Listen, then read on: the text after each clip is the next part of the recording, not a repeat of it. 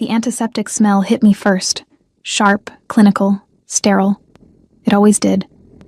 8 months pregnant, and I'd grown accustomed to the scent of disinfectant clinging to my clothes, my hair, my skin. The waiting room of Dr. Morrison's private clinic hummed with quiet affluence.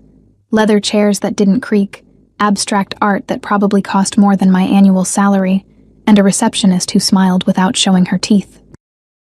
I shifted in my seat, trying to find a position that didn't make my lower back scream. The baby, my baby, pressed against my ribs like she was already fighting for space in this world. I placed both hands on the swell of my stomach, feeling her move beneath my palms. 7 months ago, I would have been terrified. Now, I was just exhausted. Mrs. Bennett? The receptionist's voice was honeyed politeness. She'd stopped correcting her when I said it was Miss Hartley now. Divorced women made people uncomfortable, especially in places like this. Yes? I looked up, pushing a strand of dark hair behind my ear. It needed washing. Everything about me needed attention I couldn't afford to give. Dr. Morrison is running a few minutes behind. There's fresh water and tea in the corner if you'd like. I nodded, not bothering to stand. The effort seemed monumental. Instead, I reached for the magazine on the side table, something glossy about homes I'd never own and vacations I'd never take. The pages felt expensive beneath my fingertips, thick and smooth. 6 months. 6 months since I'd signed those papers in a lawyer's office that smelled like old books and broken promises. 6 months since Marcus had looked at me across that mahogany table, with eyes that held nothing, not love, not hate, just absence, like I'd already been erased. The divorce had been quick, brutal in its efficiency. He'd wanted out, and I'd been too tired to fight, too tired to ask why, too tired to care that the man I'd married, the man I'd loved with the kind of desperate intensity that burns you from the inside out, had simply decided I wasn't enough. I'd found out about the pregnancy 2 weeks after the ink dried, 2 weeks after I'd moved into a studio apartment in a neighborhood where sirens sang me to sleep. 2 weeks after I'd started working double shifts at the diner on 5th Street, serving coffee to strangers who never looked at my face. Marcus didn't know, couldn't know. The baby was mine, my secret, my second chance, my reason to keep breathing when everything else felt like drowning. The clinic door opened, and cold air swept in from outside, carrying the scent of rain and expensive cologne. I didn't look up. Wealthy people came and went from places like this all day. Dr. Morrison catered to a specific clientele, the kind who paid cash and expected discretion. But then I felt it, that prickling awareness at the base of my skull, the sensation of being watched. I lifted my eyes slowly, reluctantly, and the world tilted. He stood in the doorway like he owned it. Like he owned everything. Tall. I'd forgotten how tall. With shoulders that filled his black overcoat. His dark hair was shorter than I remembered, styled with the kind of precision that spoke of expensive barbers and regular appointments. A thin scar cut through his left eyebrow, barely visible but there. A reminder of a violence I'd never been allowed to understand. Alessandro Vitale, my ex-husband, the man I'd loved, the man I'd left. The man whose last name I'd taken and then abandoned, returning to Hartley like shedding a skin that never quite fit. And behind him, because there was always someone behind him, stood Marco, his driver, his shadow, his constant reminder that Alessandro lived in a world I'd only ever glimpsed. Marco's eyes swept the room with professional efficiency before settling on me. His expression didn't change, but I saw the recognition. Time stopped. Or maybe it was just my heart. Alessandro's gaze moved across the waiting room with the languid confidence of a predator assessing territory. Past the elderly woman knitting in the corner, past the receptionist who'd gone very still behind her desk, past the abstract paintings and leather furniture. Then he found me. His eyes, dark, almost black, the kind of eyes that held secrets and sins, locked onto mine. I watched something shift in his expression. Saw the moment confusion gave way to recognition. Saw recognition sharpen into something else entirely. His gaze dropped. Slowly. Deliberately. Down to where my hands rested on the unmistakable swell of my pregnant belly. The air between us crystallized. Became heavy. Became dangerous. I couldn't breathe. Couldn't move. could only sit there, trapped beneath the weight of his stare, feeling my daughter kick against my palms like she sensed the sudden shift in the atmosphere, like she knew her carefully constructed world was about to shatter. Alessandro's jaw tightened, just a fraction, just enough for me to notice. His hands, elegant and scarred in equal measure, flexed at his sides. The gesture was minute, controlled. But I'd been married to this man. I'd learned to read the subtle tells that meant danger. Marco shifted behind him, one hand moving inside his jacket. The movement was smooth, practiced, invisible to anyone who wasn't looking. But I was looking. I was always looking when Alessandro was in a room. "Mr. Vitale?" The receptionist's voice cut through the silence. Professional, respectful, afraid. "Dr. Morrison is ready for you. Right this way." He didn't move, didn't acknowledge her, didn't take his eyes off me. The seconds stretched. Each one felt like an eternity. I could hear my heartbeat in my ears, could feel sweat forming at the base of my spine despite the air conditioning. My daughter shifted again, a rolling movement that pressed against my bladder and made my breath hitch. Say something, I thought desperately. Move. Look away. Do anything but sit here like prey. But I couldn't, because this was Alessandro, and Alessandro had always had the power to turn me to stone with just a look. Finally, he moved. One step forward, then another. His shoes were Italian leather, polished to a mirror shine, silent against the clinic's expensive flooring. He crossed the room with the fluid grace of something wild, wearing human skin. He stopped 3 feet away, close enough that I could smell his cologne. Cedar and bergamot, and something darker. Something that whispered of smoke and shadows. Close enough that I had to tilt my head back to meet his eyes. Ella. My name in his voice. Deep. Rough, like gravel wrapped in silk. He'd always said my name like it was a prayer and a curse in equal measure. I opened my mouth, closed it, tried again. Alessandro. His eyes dropped to my stomach again. This time, they stayed there. I watched his throat work as he swallowed, watched his hands curl into fists, watched the muscle in his jaw jump. How far along? The question was quiet, too quiet. The kind of quiet that preceded storms. 8 months. The words came out barely above a whisper. Mathematics played across his face. I could see him counting backwards, calculating, understanding. Mine? The single word held universes, hope, rage, possession, things I didn't want to name. I should have protected my daughter from this world of shadows and violence that clung to Alessandro like a second skin, but I'd never been good at lying to him. I started, but he moved. Suddenly, impossibly, he was crouching before me, eye level, close enough that I could see the flecks of gold in his dark irises, close enough that his heat radiated against my skin. His hand reached out, slowly, giving me time to pull away, and settled on my stomach, palm flat, fingers spread, covering where our daughter pressed against my womb. The touch was electric, gentle, reverent, completely at odds with the dangerous tension radiating from every line of his body. Mine, he repeated. Not a question this time, a claim, a declaration, a promise. And beneath his palm, my daughter kicked. Alessandro's eyes flew to mine, wide, shocked. Something vulnerable flickering across his features before he could lock it down. His other hand joined the first, cradling my stomach like it was made of glass. Ella. My name again, but different now. Breathless. Awed. Ella, why didn't you tell me? We were divorced. I managed. You didn't want... Don't. The word cracked like a whip. His hands tightened fractionally. Don't tell me what I want. The baby kicked again, harder this time, and Alessandro's expression transformed. Wonder. Pure, unfiltered wonder, the kind of expression I'd never seen on his face before. Mr. Vitale. The receptionist's voice held an edge of desperation now. Dr. Morrison is waiting. Alessandro didn't look at her, didn't look at anything but me and the child growing beneath his hands. Cancel it, he said, still not looking away, still touching me like I might disappear if he let go. Sir, I don't think... Marco.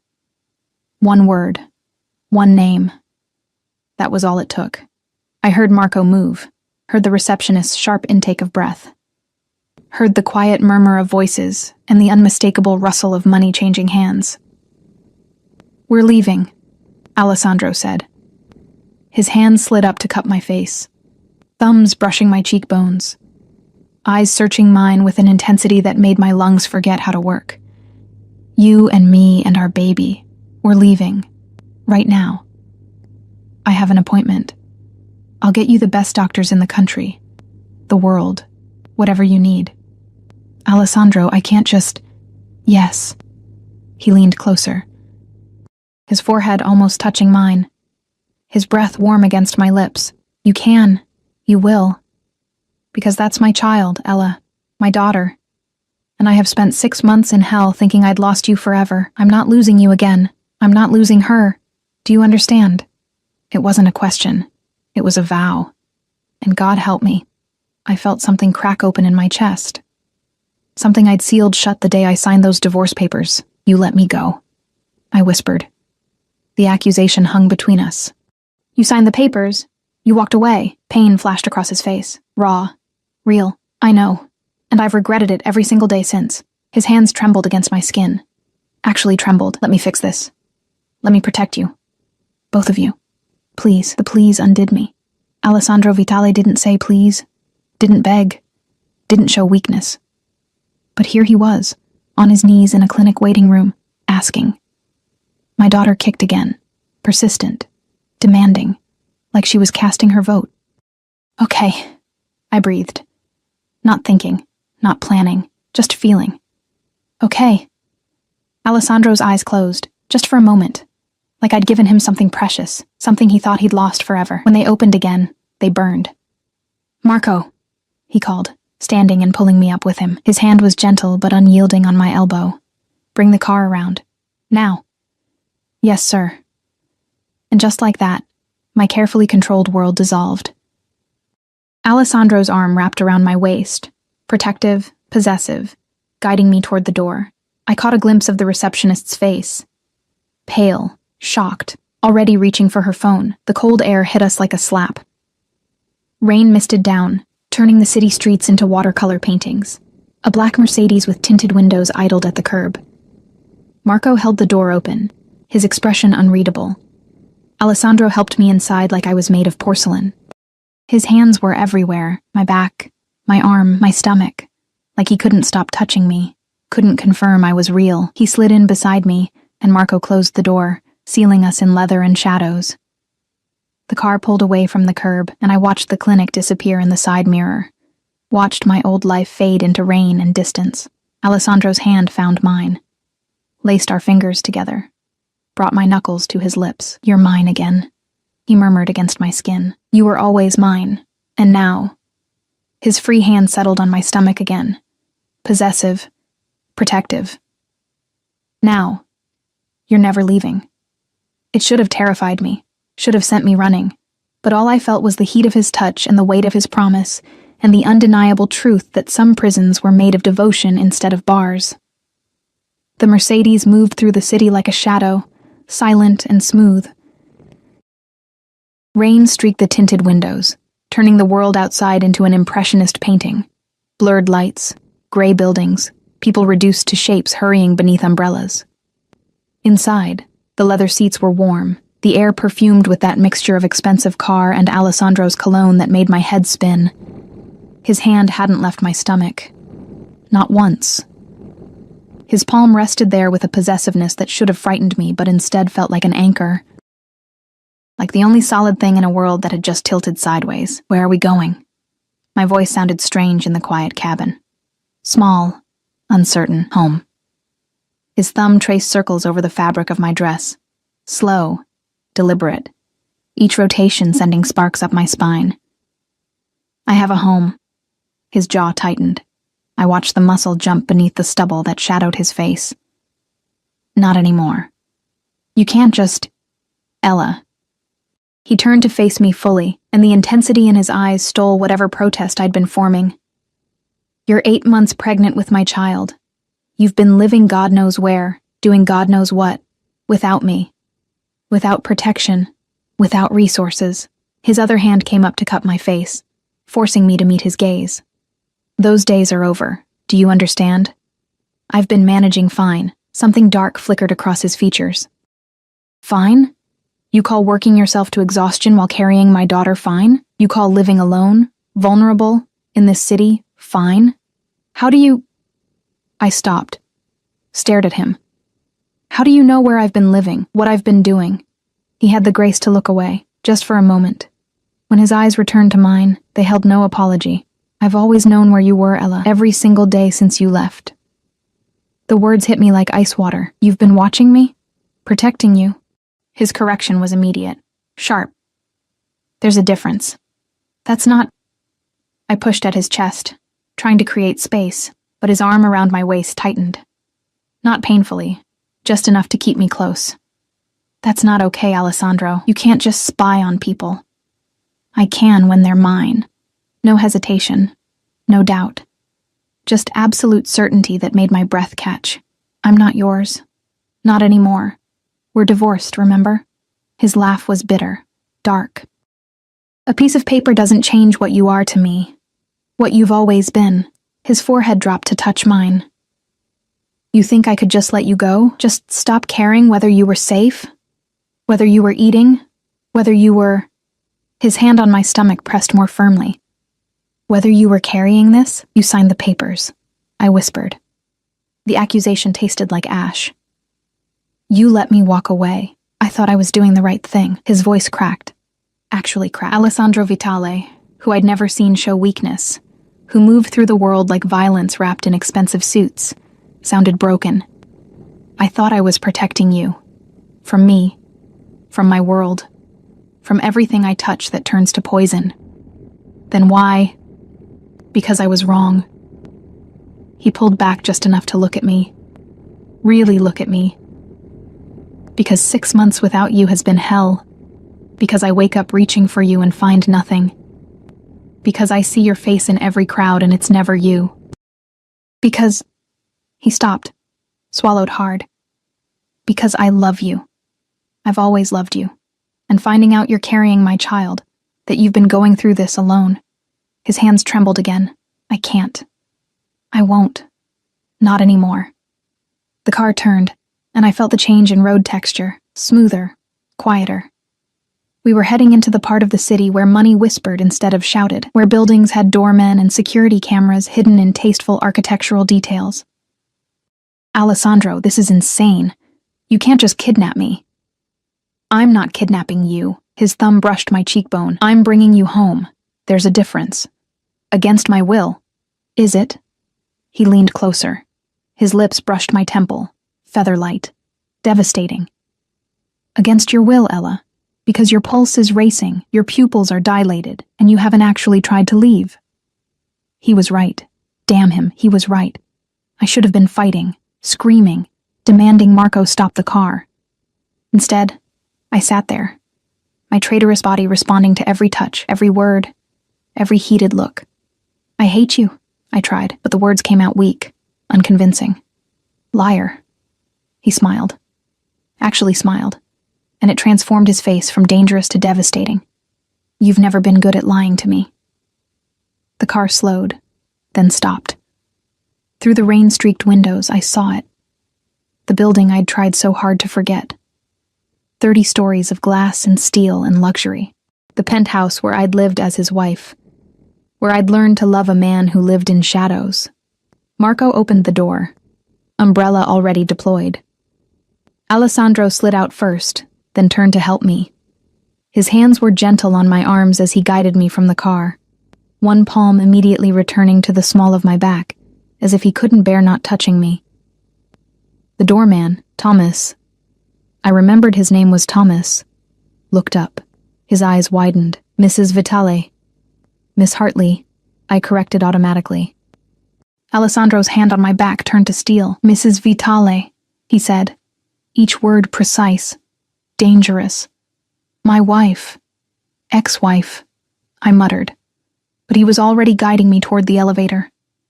Marco followed 3 steps behind, water dripping from his dark suit, eyes scanning the lobby with professional paranoia. The elevator was empty, private. It went only to the penthouse. Alessandro had bought the entire top floor years ago, turning it into a fortress of luxury and security. The doors closed, and suddenly the space felt too small, too intimate, too filled with his presence and his heat, and his hands that wouldn't stop touching me. "You can't keep me here," I said, watching the numbers climb. 25, 26, 27. "I'm not keeping you anywhere." His breath was warm against my ear. "You're free to leave whenever you want, but you won't." "How do you know?" "Because it's raining. Because you're exhausted. Because you're 8 months pregnant and your feet are swollen and your back hurts and you need to rest." He pressed closer. "Because deep down, beneath all that anger and pride, you know you belong here. With me." The elevator chimed. 29. 30. The doors opened onto the private foyer I'd walked through 1,000 times as his wife. Marble floors. Original artwork. A security system that cost more than most people made in a year. Alessandro guided me inside, and the door closed behind us with a soft click that sounded like finality. The penthouse looked the same, floor-to-ceiling windows overlooking the city. Furniture that cost more than cars. Everything in shades of gray and black and white, stark and beautiful and cold. But then I noticed the differences. Flowers. Everywhere. White roses in crystal vases on every surface. My favorite. He'd remembered. And on the coffee table, a stack of books. I moved closer, Alessandro's hand never leaving my waist. Pregnancy guides, parenting manuals, what to expect when you're expecting, with pages marked by sticky notes in Alessandro's sharp handwriting. "How long?" I asked. My voice was barely audible. "How long have you known?" 3 weeks. He moved to stand behind me, his other hand joining the first on my stomach, cradling the swell of our daughter between his palms. "Marco saw you at the clinic. You were checking in for an appointment. He called me immediately. 3 weeks. He'd known for 3 weeks and hadn't approached me. Hadn't said anything. Just watched. Prepared. Why didn't you?" "Because I was afraid. The admission came out rough, broken. Afraid you'd run. Afraid you'd hide from me. Afraid I'd push too hard and lose you both." His arms tightened around me, so I waited. Had Marco follow you to make sure you were safe. Made arrangements. Prepared this place. And told myself that the next time I saw you, I wouldn't let you go again. I turned in his arms, not easy with my pregnant belly, and looked up at him. Really looked. For the first time since the clinic, I let myself see past the danger and the power and the control. Let myself see the dark circles under his eyes, the new lines around his mouth, the way his hands shook slightly when they touched me. "You look tired," I said. He laughed. The sound was hollow. "I haven't slept properly in 6 months. Not since you left." "Alessandro, I know what you're going to say." His thumb traced my lower lip. "That this is too much, too fast, too intense. That I should give you space, time. Let you make your own choices." He leaned down until his forehead touched mine. "But I can't, Ella. I've tried. God knows I've tried. But you're here now, carrying my child. And every instinct I have is screaming at me to protect you, to keep you close, to make sure nothing in this world can hurt you. That's not healthy," I whispered. "I never claimed to be healthy." His smile was sharp, self-aware. "I'm a lot of things, Amore, but healthy isn't one of them, especially when it comes to you." The baby kicked. Hard. Right where his hands rested, his eyes widened. That same wonder I'd seen at the clinic transforming his features. "Does it hurt?" he asked. "When she moves like that?" "Sometimes. Mostly it's just strange, like having someone else living inside you. She's strong." Pride colored his voice, just like her mother. "How do you know it's a girl?" His smile turned secretive. "I know everything about you, Ella, including the fact that you had a gender reveal ultrasound 2 weeks ago. Pink confetti. You cried. The invasion of privacy should have enraged me. Instead, I felt something else, something warm and dangerous spreading through my chest. "You're insufferable," I said. "And you're beautiful." He kissed my forehead. Soft, reverent, even more beautiful than I remembered. "Pregnancy suits you. I'm huge. You're perfect." His hands roamed my stomach with a gentleness that contradicted everything I knew about him. Absolutely perfect, and she's perfect, and I'll be damned if I let either of you out of my sight again. Alessandro, you can't just... A phone buzzed. Alessandro's jaw tightened. He pulled a sleek device from his pocket, one of several, I remembered, and glanced at the screen. Whatever he saw made his expression harden. Marco, he called. His second appeared from wherever he'd been hovering. Status: the clinic receptionist made 4 calls after we left. 2 to gossip sites, 1 to her sister, 1 to an unknown number. Alessandro's hand on my stomach tightened fractionally. Handle it. Already done. The photos are contained. The gossip sites have been persuaded to drop the story. And the unknown number? Traced to a burner phone. Location downtown. We're working on identification. I felt Alessandro's entire body tense. The change was subtle but complete. The man holding me transformed from gentle lover to something else entirely. Something dangerous. Double the security, he said. His voice had gone cold, flat. The voice he used when giving orders, when dealing with threats. Full surveillance on Ella's old apartment. Track everyone who's been watching her building in the last month, and find out who owns that burner phone. Yes, sir. Marco disappeared, and Alessandro's attention returned to me. But something had shifted. His eyes were darker now, harder. What was that about? I asked. Nothing you need to worry about. Alessandro, no. He cupped my face, firm, unyielding. This is my world, Ella. The part I kept you away from, the part I divorced you to protect you from. But you're carrying my child now, and that makes you a target. Whether you like it or not, fear, cold and sharp, slice through me. What kind of target? The kind that means you don't leave this penthouse without me. The kind that means Marco or one of my men is always nearby. The kind that means... He stopped, breathed deeply. The kind that means I will kill anyone who even thinks about hurting you. He said it so calmly, so matter-of-factly, like he was discussing the weather instead of murder. You're scaring me, I whispered. Good. He pulled me closer, protective, possessive. You should be scared. This world I live in, it's not safe. It's not clean. And now that people know about you, about the baby... His arms tightened around me like a cage made of muscle and bone and desperate need. Now you're mine to protect, mine to guard, mine to keep safe no matter what it costs. This is insane. Welcome to my life, Mrs. Vitale. He kissed my temple, then my cheek, then the corner of my mouth. Each touch was a brand, a claim. You signed up for this once before. Time to remember what that means. The first night back in Alessandro's penthouse, I didn't sleep. How could I? The bed was too soft, too familiar, too filled with memories of nights when his body curved around mine like a shield. The sheets smelled like him, that intoxicating mixture of cedar and bergamot that had haunted me for 6 months. And every time I closed my eyes, I felt his hands on my stomach, heard his voice promising to protect me, saw that dangerous intensity in his dark eyes. Around 3 a.m, I gave up. My daughter was awake anyway, performing acrobatics against my ribs, like she was training for some kind of in utero Olympics. I pushed myself up, an ungraceful maneuver that involved rolling sideways and using my arms for leverage, and padded out of the bedroom. The penthouse was dark except for the city lights filtering through the floor-to-ceiling windows. 30 stories below, the world moved in streams of red and white, taillights and headlights painting rivers through the rain-slicked streets. From up here, everything looked small, manageable. Safe. I knew better. Can't sleep? I jumped, hand flying to my chest. Alessandro stood in the doorway of his office, backlit by the glow of multiple computer screens. He'd changed from his expensive suit into black pants and a white shirt with the sleeves rolled up, exposing forearms corded with muscle and decorated with scars I'd traced 100 times with my fingertips. You scared me, I breathed. I'm sorry. He moved toward me with that predatory grace that always made my pulse quicken.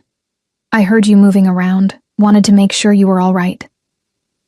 I'm fine. Just restless. His eyes dropped to my stomach. They always dropped to my stomach now, like he couldn't help himself, and softened. She's active tonight? Apparently she's nocturnal. A smile ghosted across his lips. Genuine. warm, the kind of smile I'd fallen in love with before I understood what loving Alessandro Vitale really meant. Takes after her father. He closed the distance between us and, without asking permission, placed both hands on the swell of my belly. The touch was becoming familiar again. Natural. Like his hands belonged there. Our daughter kicked against his palms, and his smile widened. Strong, he murmured. Definitely takes after her father. Stubborn, I countered. Definitely takes after her father. He laughed. Actually laughed. And the sound warmed something in my chest I'd thought frozen. His forehead dropped to touch mine. And for a moment, we just stood there in the darkness, connected by our daughter's movements between us. Come here, he said finally, taking my hand. I want to show you something. He led me down the hallway to a door I'd assumed was still the guest room. But when he opened it, I forgot how to breathe. A nursery, complete and perfect, and exactly what I would have designed if I'd had unlimited resources, and someone who understood me completely. The walls were painted a soft sage green, calming, gender-neutral. Exactly what I'd once told him I'd want for a baby's room during a late-night conversation I thought he'd forgotten. A white crib stood against one wall, already made up with sheets patterned with delicate woodland creatures. A rocking chair sat by the window, positioned to catch the morning light. Shelves lined with books, board books, picture books, classics I'd loved as a child. And in the corner, a mobile hung above a changing table, tiny felt stars and moons spinning slowly in the air conditioning's gentle current. When did you... I couldn't finish the sentence, couldn't process that he'd done this. In 3 weeks. While I'd been struggling alone in my studio apartment, trying to assemble second-hand baby furniture from online marketplaces. The day after Marco told me, his hand found the small of my back again, that constant point of contact he seemed to need. I had designers working around the clock, told them to create the perfect room for our daughter. Alessandro, this is too much. It's not enough. He turned me to face him, his hands framing my face with a gentleness that contradicted the intensity in his eyes. Nothing I do will ever be enough to make up for not being there these last months. For not knowing. For not protecting you. I didn't tell you.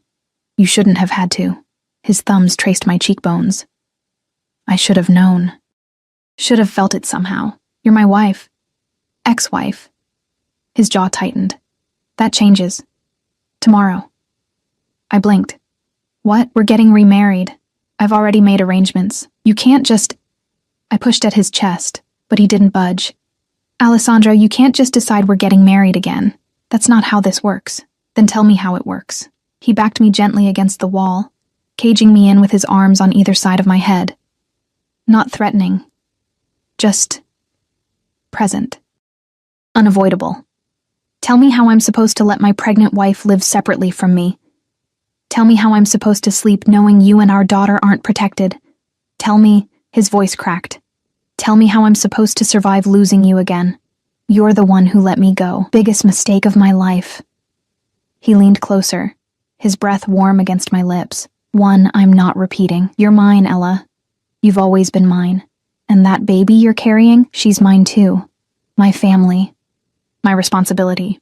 My everything. This is crazy. Yes. No hesitation. No denial. I'm crazy about you. Crazy protective. Crazy obsessed. I've always been crazy when it comes to you. His hand slid down to rest on my stomach again. But now there's her to think about, and I promise you, Amore, I will burn this entire city down before I let anything happen to either of you. The scariest part was that I believed him. I need time, I whispered, to think, to process all of this. You have until tomorrow afternoon, Alessandro. Non-negotiable. He kissed my forehead, soft, final. We're doing this right, legal, binding, unbreakable. You'll have my name again, my protection, my resources, everything that's mine becomes yours. I don't want your money. I know. His smile was tender, devastating. That's one of the reasons I love you. You never wanted any of this, the wealth, the power, the status. You just wanted me. I wanted the version of you that didn't terrify me. That version doesn't exist. Brutal honesty. I am terrifying, Ella. I've done things that would make you run screaming. I've hurt people, destroyed lives, built an empire on blood and fear and ruthlessness. His hands tightened on my stomach, protective, possessive. But I have never, not once, hurt you, and I never will. That's the promise I can make, the only one that matters. Our daughter kicked, as if agreeing with him. Traitor. I'm exhausted, I admitted. The adrenaline from the last 12 hours was wearing off, leaving me hollow and shaky. Then let me take care of you. He scooped me up, actually picked me up like I weighed nothing despite my pregnant belly, and carried me back to the bedroom. The gesture should have been ridiculous. Instead, it felt inevitable. He laid me down gently, arranging pillows behind my back and under my knees with the kind of careful attention that made my throat tight. Then he stretched out beside me, one hand immediately finding my stomach again. Sleep, he commanded softly. I'll watch over you both. You need to sleep too. I will. Later. Right now. His thumb traced circles over where our daughter pressed against my womb. Right now, I just want to feel her move, want to memorize this, make up for all the moments I missed. I should have sent him away, should have maintained boundaries, should have protected my heart from falling back into the trap of loving Alessandro Vitale, but I was tired, so tired, and his warmth was seeping into me, his presence making me feel safer than I had in months, and my traitorous body was already relaxing into the familiar comfort of having him near. Just tonight, I murmured, eyes drifting closed. Every night, he corrected. His lips brushed my temple. For the rest of our lives. I wanted to argue, wanted to fight. But sleep pulled me under, and the last thing I felt was Alessandro's hand on my stomach and his whispered promise in Italian. Words I'd learned during our marriage, words that meant mine, always mine, forever mine. Morning came with sunlight and the smell of coffee. I blinked awake slowly, disoriented. The bed was empty beside me, but I could hear movement in the other room. Voices. Alessandro's deep rumble and Marco's quieter responses. I pushed myself up, wincing at the stiffness in my back. Pregnancy at 8 months was a special kind of torture. Everything hurt, nothing fit, and I had to pee constantly. I shuffled to the bathroom, caught sight of myself in the mirror, and grimaced. My hair was a disaster. My face was puffy. The dress I'd fallen asleep in was wrinkled beyond salvation. When I emerged, Alessandro was waiting. He'd showered and changed into fresh clothes. Charcoal pants and a black shirt that probably cost more than my monthly rent. He looked perfect. Dangerous. Mine. No. Not mine. Not anymore. Good morning. He crossed to me immediately, hands reaching for my stomach like a compass finding north. How did you sleep? Better than I have in months, I admitted reluctantly. Satisfaction gleamed in his eyes. Good. I've had breakfast prepared. Come. He guided me to the dining room, where the table was laden with enough food to feed an army. Fresh fruit, pastries, eggs prepared 3 different ways, toast, juice, coffee, decaf, I noted. He'd remembered. This is too much, I said. You need to eat. For her. His hand hadn't left my lower back, that constant proprietary touch that was becoming normal again. Sit, I'll fix you a plate. I can fix my own plate. I know you can. He pulled out a chair, waiting. Humor me. There was something in his voice, something vulnerable beneath the command. So I sat, and watched as he filled a plate with careful attention to nutrition and variety, remembering what I liked, what made me nauseous, what I craved. He set it before me and took the seat beside mine, close enough that our thighs touched. Close enough that I could feel his heat. His attention never wavered from me as I ate, dark eyes tracking every bite like he was memorizing it. Stop staring, I said around a mouthful of scrambled eggs. Can't help it. His hand found my knee under the table. Squeeze gently. I've missed watching you do ordinary things. Eating, reading, existing. That's creepy. I know. No shame, no apology. I've been told I'm obsessive when it comes to you. Apparently divorce doesn't cure that. Apparently not. Marco appeared in the doorway, expression neutral, but tension evident in the set of his shoulders. Sir, we have a situation. Alessandro's entire demeanor changed. The gentle lover vanished, replaced by something cold and lethal. What kind of situation? Someone's been asking questions about Mrs. Vitale, about the pregnancy. I felt Alessandro's hand on my knee turn to stone. Who? We're still investigating, but they've been persistent, professional. They know things they shouldn't. Like what? Marco's eyes flicked to me, then back to Alessandro. Like where she's been living, where she works, her doctor's appointments. Ice flooded my veins. Someone's been following me? Following. Photographing, documenting. And Marco's voice was carefully neutral. For at least 2 months. 2 months, before Alessandro even knew about the pregnancy. Someone else had been watching me, tracking me, building a file on my life. Alessandro stood so abruptly his chair scraped against the floor. I want names. I want locations. I want every piece of information we have on whoever is doing this. His voice was deadly calm, the kind of calm that preceded violence. And I want it within the hour, already working on it. Marco nodded once and disappeared. I stared at my half-eaten breakfast, suddenly nauseous. Alessandro, what's happening? He was beside me in an instant, crouching so we were eye level. His hands framed my face, forcing me to look at him. Nothing you need to worry about. I'm handling it. Someone's been stalking me for 2 months and you want me not to worry? They won't get near you again. Stone-cold certainty. I promise you that. Whoever they are, whatever they want, they're done. Finished. I'll make sure of it. How? His smile was sharp, dangerous. Nothing warm or gentle about it. You don't want to know the answer to that question, amore. He was right. I didn't. But as I sat there in his penthouse, surrounded by luxury and protection, and the suffocating weight of his obsession, I realized something terrifying. I was trapped. Not by bars or chains or locked doors. Trapped by my own heart, by the daughter growing inside me who kicked whenever he spoke. By the part of me that felt safer in his dangerous arms than I ever had alone. Alessandro Vitale had let me go once. I'd thought I'd escaped, but looking at him now, at the possessive intensity in his eyes, the protective fury radiating from every line of his body, the absolute certainty that I belonged to him, I understood the truth. He'd never really let me go at all. He'd just been waiting for the right moment to pull me back into his orbit, and now, carrying his daughter, I was caught. Completely, irrevocably.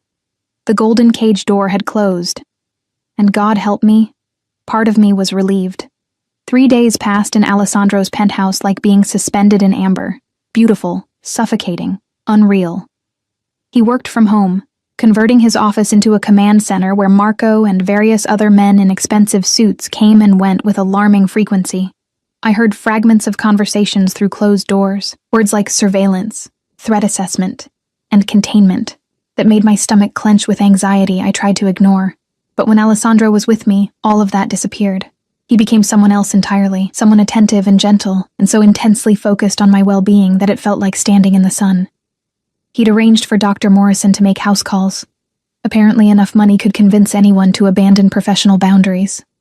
She'd examined me in the nursery Alessandro had created, her practiced hands checking my blood pressure, measuring my belly, listening to our daughter's strong heartbeat, while Alessandro watched from the doorway with an expression that looked like prayer. Everything looks perfect, Dr. Morrison had said, packing up her equipment.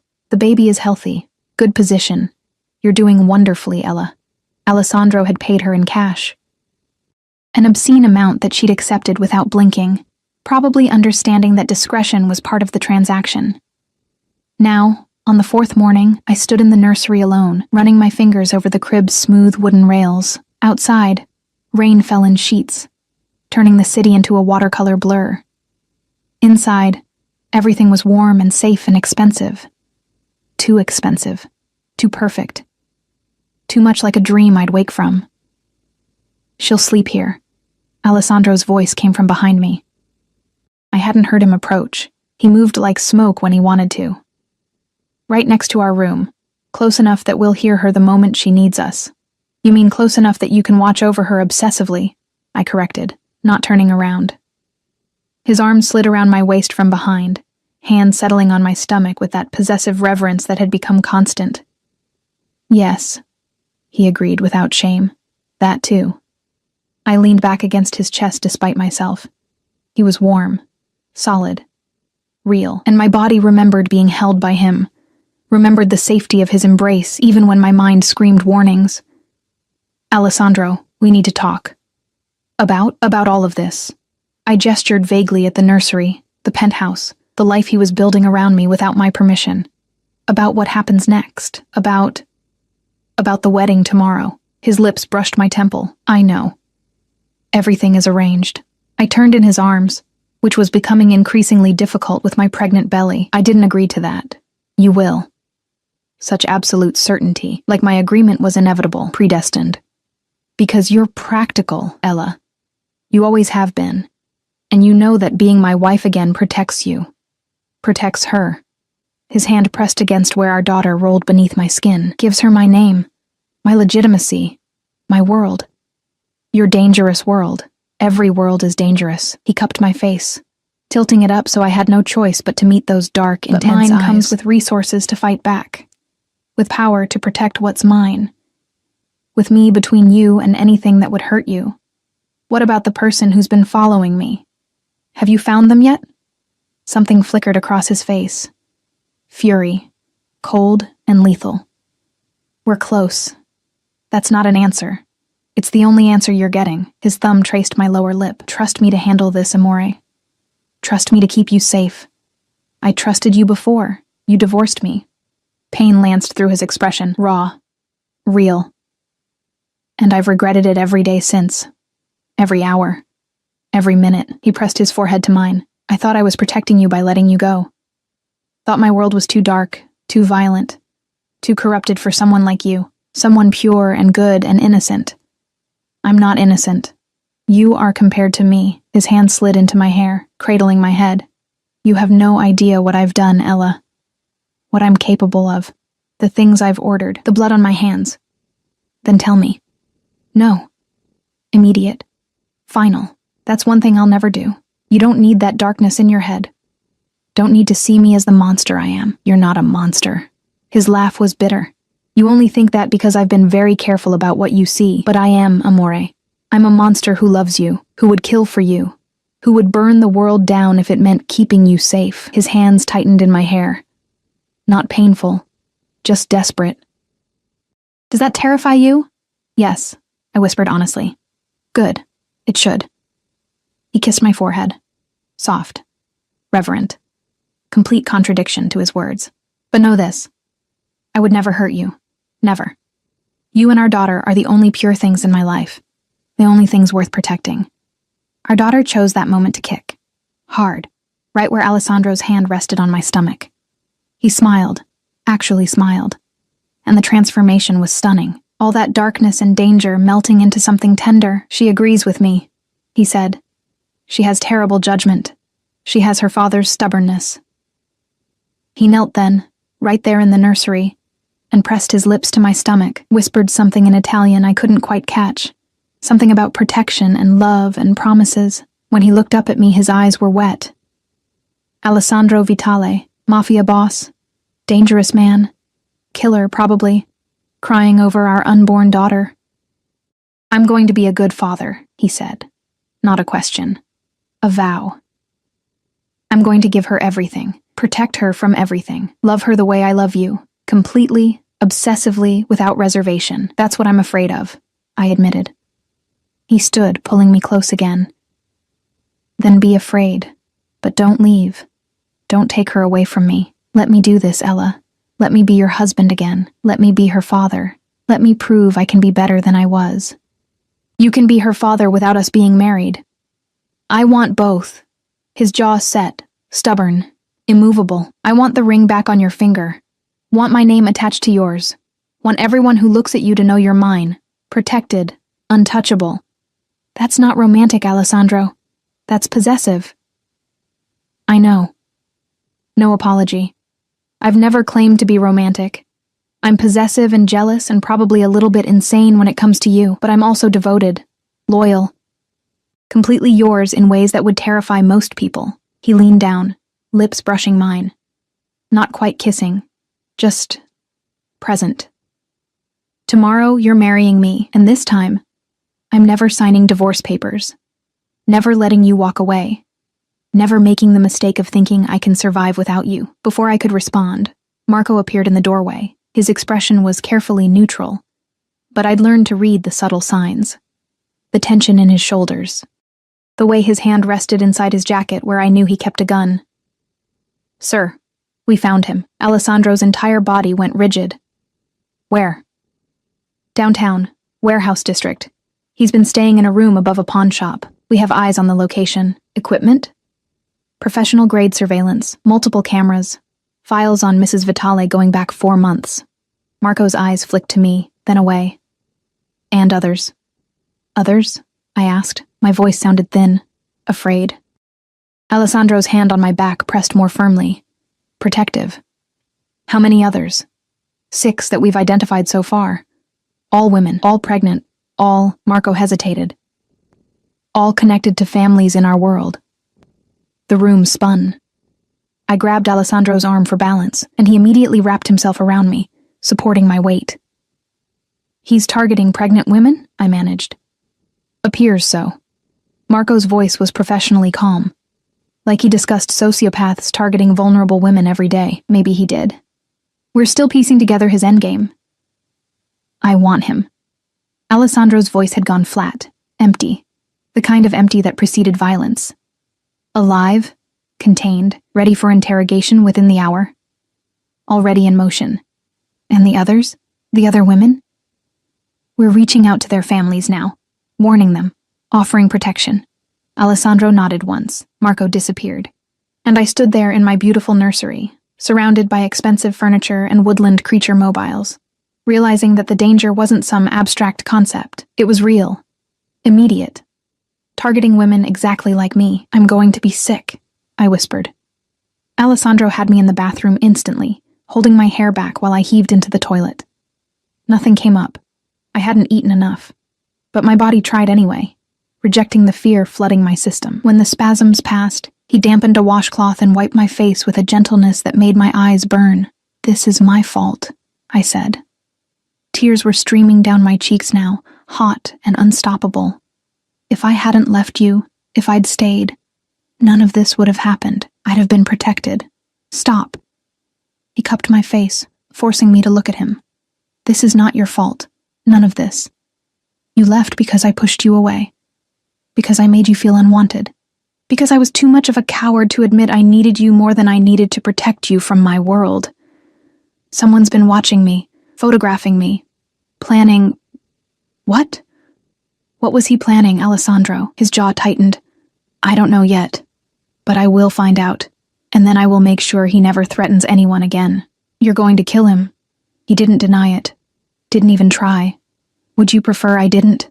I should have said yes. Should have been horrified.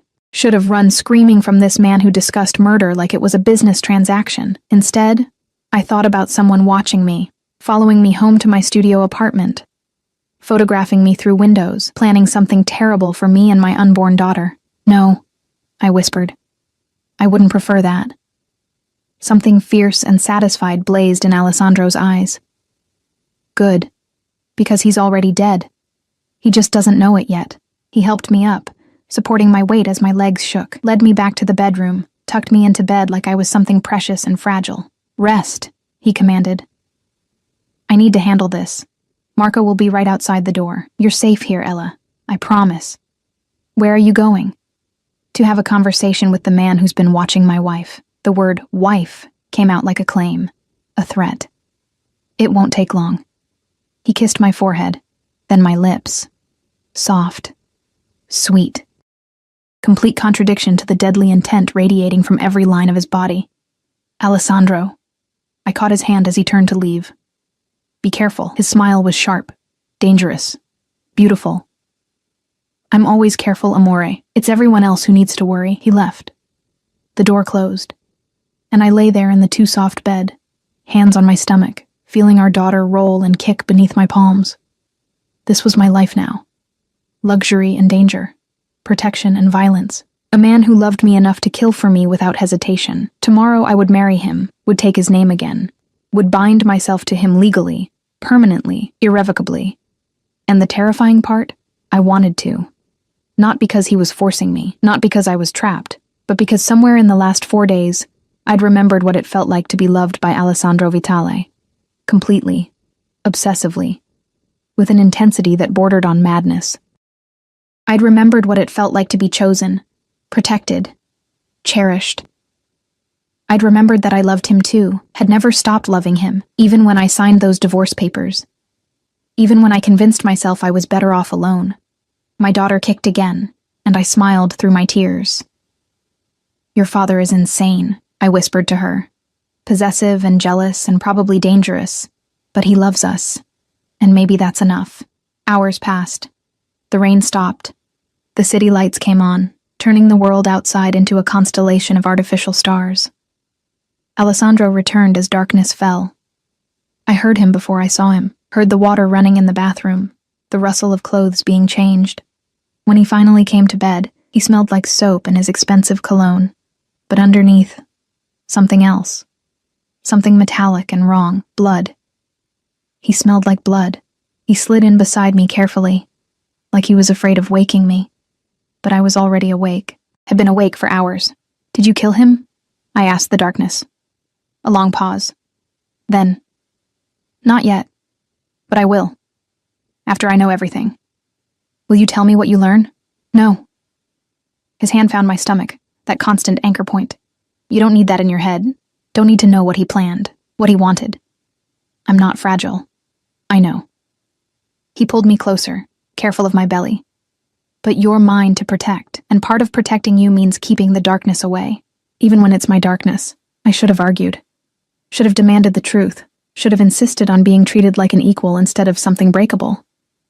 Instead, I turned in his arms and kissed him. It was our first real kiss since I'd left. Not the gentle brushes he'd been giving me. Not the careful pecks. But a real kiss. Deep. Desperate. Full of 6 months of loneliness and longing and love I'd tried so hard to bury. He groaned against my mouth, his hands tangling in my hair, his body pressing against mine as much as my pregnant belly allowed. When we finally broke apart, we were both breathing hard. "Tomorrow," he whispered against my lips. "Tomorrow you're mine again. Legally, permanently, forever. Forever is a long time." Not long enough. He kissed me again. Softer this time. Sweeter. Not nearly long enough for everything I want to do with you. I fell asleep in his arms, listening to his heartbeat, feeling our daughter move between us. And for the first time in 6 months, I felt safe. Tomorrow, I would marry a monster, but he was my monster, and that made all the difference. The morning of my wedding, again, dawned clear and bright. Sunlight streamed through the floor-to-ceiling windows, painting everything gold. I woke to find Alessandro already gone, his side of the bed cold, but a note left on his pillow in his sharp, precise handwriting. "Getting ready to marry you is the only reason I'd leave this bed. See you soon, Mrs. Vitale." A Mrs. Vitale. The name I'd abandoned. The name I was taking back. I pressed my hand to my stomach, feeling my daughter's morning stretches. "What do you think?" I whispered to her. "Am I making a huge mistake?" She kicked. Once. Firmly, like she was casting her vote. That's what I thought. A knock on the door, and then a woman I'd never met entered carrying garment bags and makeup cases. She was maybe 50, elegant, professional, with kind eyes that assessed me quickly. "Mrs. Vitale, I'm Marie. Mr. Vitale hired me to help you prepare." Her voice held a slight French accent. "I've brought several dress options, all designed to accommodate your beautiful condition. Several turned out to be 7, each one more stunning than the last.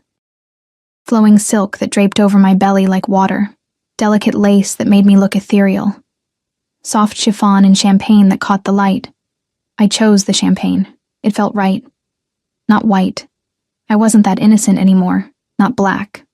This wasn't a funeral. Something in between. Something that acknowledged both the purity of new beginnings and the reality of where we'd been.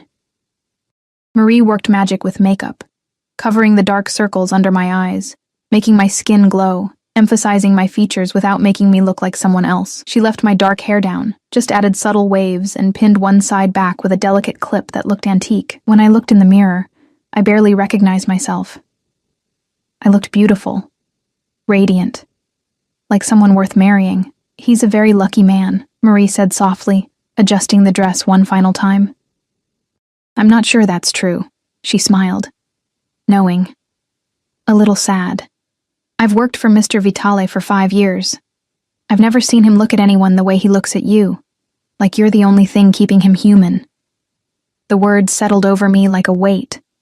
Or maybe wings. I wasn't sure which. Another knock. Marco this time. Impeccably dressed in a dark suit. His expression neutral, but something softer in his eyes when he saw me. You look beautiful, Mrs. Vitale. I'm not Mrs. Vitale yet. In every way that matters, you've always been Mrs. Vitale. He offered his arm. Mr. Vitale is waiting. If you're ready. Was I ready? To bind myself to a man who divorced me once, who lived in shadows and violence, who loved me with an intensity that was probably unhealthy. My daughter kicked again, insistent, demanding. I'm ready, I said. Marco led me through the penthouse to a room I'd never seen before. Alessandro must have had it specially prepared because it had been converted into something magical. White flowers everywhere, roses, peonies, orchids, their scent filling the air. Candles flickered despite the daylight, adding warmth and romance. A small altar stood at one end, where a judge waited in official robes. And there, turning as I entered, was Alessandro. He wore a black tuxedo that fit him like a second skin, perfectly tailored to his broad shoulders and lean waist. His dark hair was styled back, emphasizing the sharp angles of his face, the intensity of his eyes. The scar through his eyebrow caught the light. He looked dangerous, powerful, devastating. But it was his expression that stole my breath. Pure, undiluted wonder. Like I was something miraculous, something impossible, something worth dying for. He crossed to me in 3 long strides, took my hands in his, and just looked. His eyes roamed my face, dropped to my belly, came back up. I watched his throat work as he swallowed. Ella, he whispered, my name like a prayer. You're so beautiful it hurts to look at you. You clean up pretty well yourself. He smiled, that rare, genuine smile that transformed him from dangerous to devastating. Ready to be mine again? I'm not sure I was ever not yours. Something fierce blazed in his eyes. He brought my hands to his lips, kissed each knuckle with reverent attention, then tucked my hand into the crook of his arm and led me to the altar. The ceremony was brief, intimate, just us, Marco as witness, the judge reading words about commitment and partnership until death. Alessandro never took his eyes off me, never stopped touching me, his hand on mine, his thumb tracing circles on my skin, his entire focus narrowed to this moment.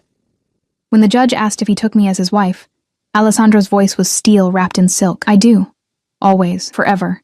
In this life and whatever comes after. When it was my turn, I looked into those dark, intense eyes and saw my future. Complicated, dangerous, imperfect, perfect for me. I do, I whispered. Alessandro's hands trembled as he slid the ring onto my finger, not the one from our first marriage. Something new. A band of platinum with diamonds that caught the light like captured stars. Beautiful, elegant, unmistakably expensive.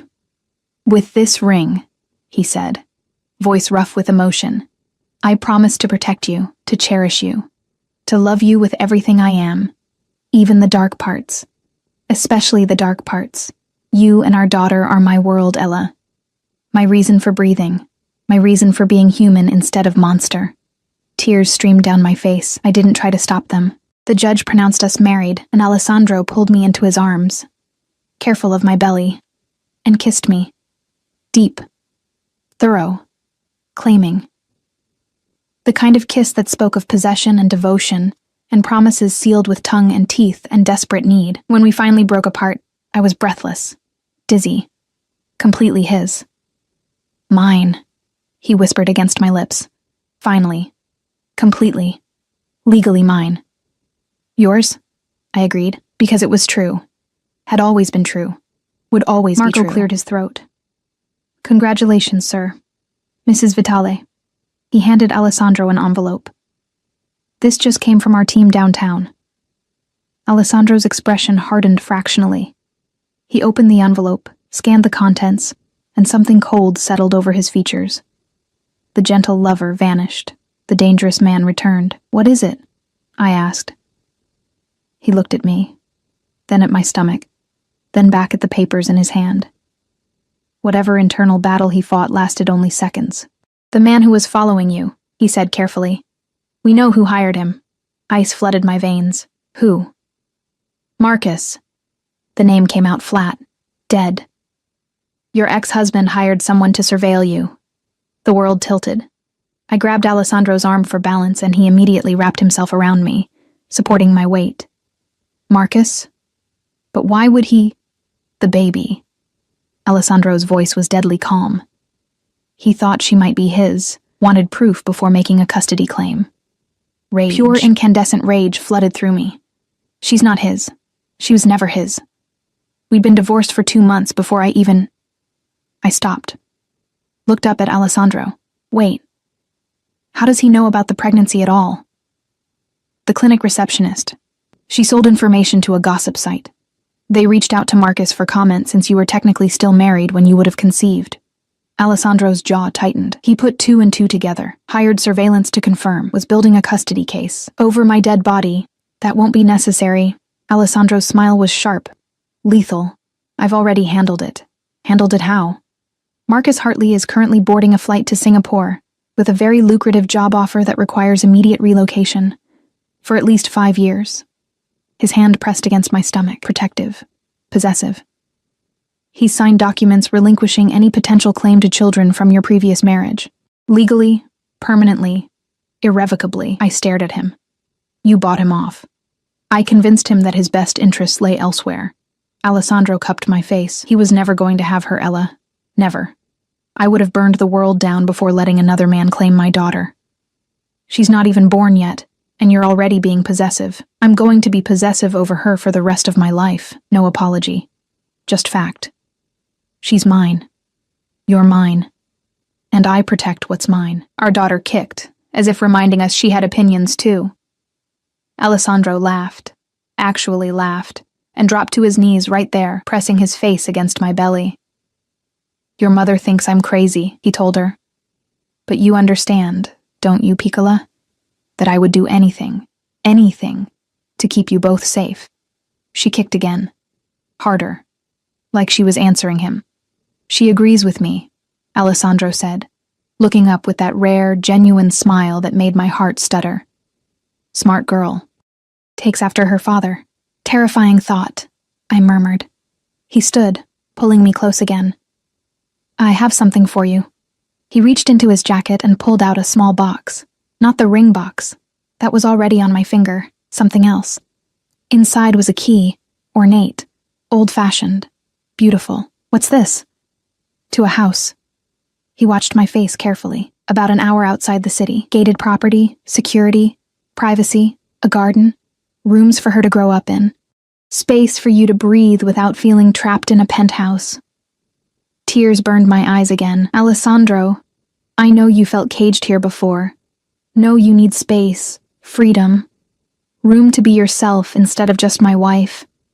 His thumb caught a tear as it fell. "So, I bought you space. A place that's yours, where you can raise our daughter, where you can be happy. You bought me a house. I bought us a home." He kissed my forehead. "Because I'm done making the mistakes I made before. Done pushing you away to protect you. Done thinking I know what's best without asking what you need." His forehead dropped to touch mine. "I love you, Ella, and I'm going to spend the rest of my life proving it. Every single day, even when you're sick of me, even when I'm overprotective, even when my world gets dark and dangerous, and you wish you'd married someone normal." "I don't want normal," I whispered. "I want you." The kiss he gave me then was different from all the others. Softer. Sweeter. Full of promise instead of possession. Full of partnership instead of control. When we broke apart, he rested his hand on my stomach one more time. "Thank you," he said quietly. "For giving me this. For giving me her. For giving me another chance to get this right. Don't make me regret it. I won't." Steel wrapped in silk. A vow. A promise. "I swear on everything I am. Everything I have. I won't." 2 weeks later, I stood in the garden of our new home, feeling the sun on my face and my daughter's movements beneath my palms. The house was beautiful, modern but warm, spacious but intimate, exactly what I would have chosen if I'd had unlimited resources and someone who understood me completely. Alessandro had been true to his word. He worked from a home office, refusing to leave me for more than a few hours at a time. He attended every doctor's appointment, read every pregnancy book, prepared the nursery with meticulous attention to detail. He was there when I couldn't sleep, when my back ached, when I craved strange foods at midnight. He was there. Constantly. Completely. Sometimes overwhelmingly, but he was also gentle, patient. Understanding when I needed space. Backing off when I asked, learning to love without consuming. Marco had found us in the garden one afternoon, his expression carefully neutral as always. "The surveillance equipment has been destroyed," he reported. "All files deleted. The man responsible has been dealt with." He paused. "Permanently." Alessandro had simply nodded, no elaboration, no details. Just acceptance that some problems were solved with violence. I should have been horrified, should have questioned what permanently meant. Instead, I felt relief, and maybe that made me a monster too. Now, as I stood in the garden feeling the first real contractions ripple through me, I called for Alessandro, not panicked, just certain. "It's time," I said when he appeared, instantly alert. His eyes went wide, then focused, then determined. Within minutes, we were in the car. Marco driving, Alessandro beside me in the back, holding my hand, timing contractions, murmuring reassurances in Italian and English. The hospital was a private facility, top tier, where Alessandro had apparently made arrangements weeks ago. They were expecting us, had a suite prepared, had the best obstetrician in the state on call. Labor was long, painful, exhausting. But Alessandro never left my side. Not when I cursed him. Not when I cried. Not when I screamed that I hated him, and this was all his fault. He just held my hand and told me I was strong, told me I could do this, told me our daughter was almost here. And then she was. Small. Perfect. Screaming her fury at the world with impressive volume for someone who weighed barely 7 pounds. The nurse placed her on my chest, and I looked down at her tiny face.